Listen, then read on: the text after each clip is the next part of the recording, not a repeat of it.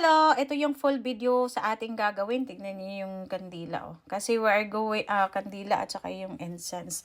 So, ito yung gagawin nyo sa Lionsgate Portal, which is nagsisimula sa August 8 to August 12. Pero 8 ang pinakamalakas. So, morning nyo gawin 8 a.m. kung gusto nyo matupad lahat ng kahilingan yung material. Okay, kung protection naman, kung gusto nyo mayroon kayong tanggalin sa past, tanggalin sa course or mga problema, tanggalin nyo sa buhay nyo. So, 8 p.m. naman. So, magsimula kayo sa August 8 hanggang August 12. So, ang pinakamalakas is today, which is August 8.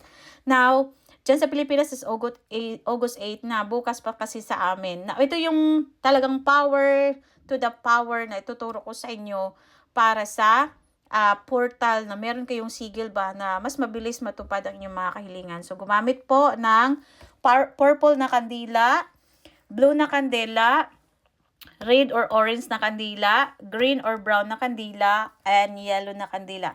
So, ito, punta kayo sa labas ng inyong bahay. Okay? Kung wala naman, kung hindi kayo marunong mag-drawing ng ganyan, ito lang is the best, ito lang yung isa sa ating sample. Kung ayaw nyo mag-drawing ng mga ganyan kasi may iba kayong paniniwala, pumunta lang kayo malapit sa tubig. Tapos yung area na yan, surrounded by mini kahoy and malakas ang hangin. Tapos may lupa.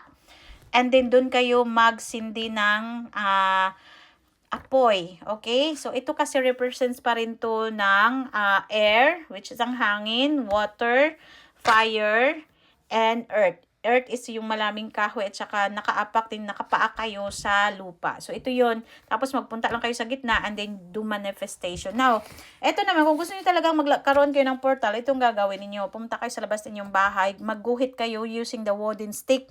Yung kahoy na stick ba? Diin nyo talaga.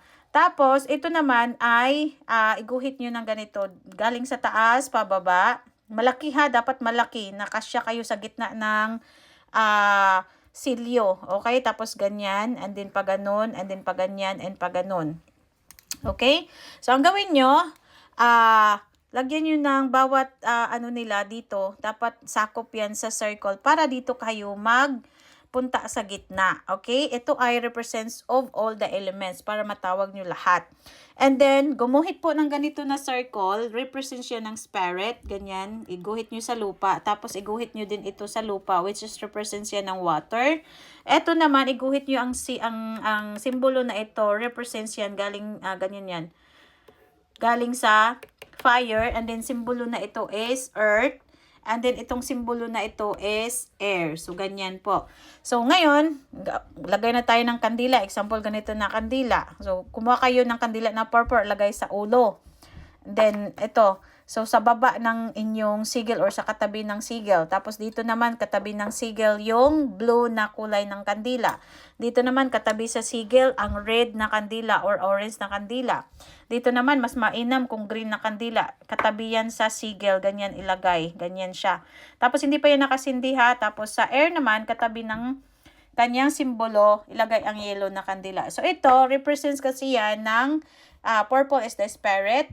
And then, the color blue is the west, which is represents water. And then, the fire represents the south, red. And then, the earth naman represents yung green na kandila, which is the north. And then, the air naman represents yan sa S. So, ito yung gagawin nyo. Ganyan na yan, nakalagay na yung mga kandila. So, ang gagawin nyo, kumuha kayo ng posporo. Posporo lang po, bawal ang lighter ha. So, pag nakakuha na kayo ng posporo, ang gawin nyo, sindihan nyo dito sa ulo, sa may head.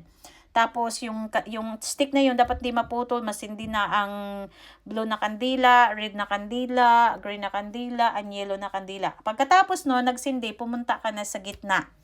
Tapos, mag-ano ka po ng manifest. Mag-manifest ka kung anong gusto mong makamtan sa buhay sa taong ito. Okay? Tapos, pagkatapos nun, ano ka sa langit, marap ka sa langit, and then, iklim mo na yon. Pagkatapos nun, kung mag-let go ka, hayaan mo na lang ang mga kandila na maubos, wag mong patayin. Okay? Hayaan mo lang doon.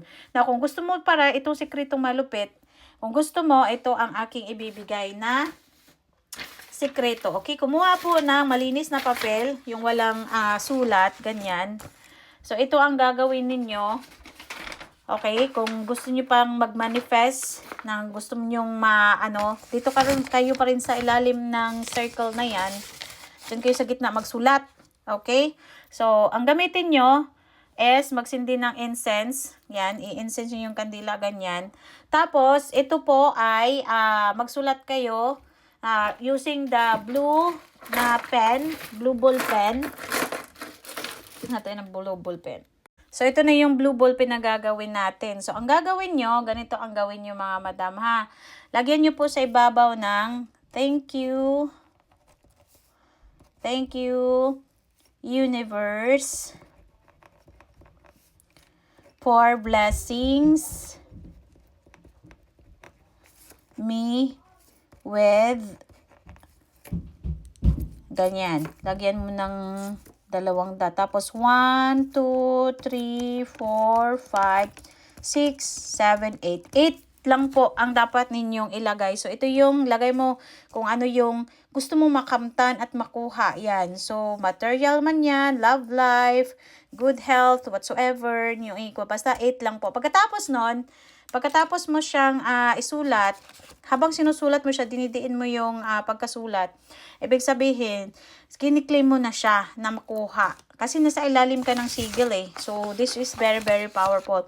Now, i-fold mo yan kasi we will claim. I-fold mo siya kasi nagki-claim tayo. I-fold mo siya ng 3 beses. Ganyan. Fold. Tapos, ganyan. Ito, pagkatapos nito, lagyan mo siya ng simbolo ng 8.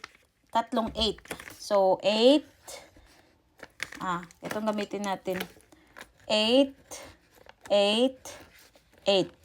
Ganyan. 3 simbolo ng prosperity and abundance. Pagkatapos nito, ilagay mo, mag-ano ka na dyan, iwan mo na lang na nakasindi yung mga kandila. Ito po ay ilagay mo sa iyong unan at ito ay iyong iunan, no? So, ilagay mo siya sa ilalim ng iyong unan, doon ka matulog habang minamanifest mo at paulit-ulit mo sinasambit 8 times lahat ng makuha mo.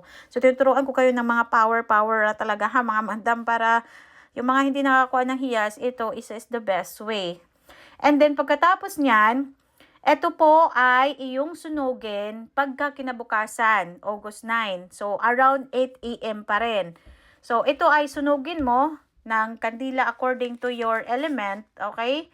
So, magsunog ka dyan, pumunta ka sa labas, pumunta ka din kung saan ka naglagay ng sigil, doon mo siya sunugin at i-blow mo yung sinunog sa hangin para ito po ay i-claim mo sa universe. Ganun po ha. So, again po, tinuruan ko kayo ng mga simbolo at mga portal kung kayo po ay gawa ng mga simpleng ritual. Ito po ay ritual na hindi nakakaanuha sa mga paniniwala. This is only para tawagin nyo yung west, east, north, and south.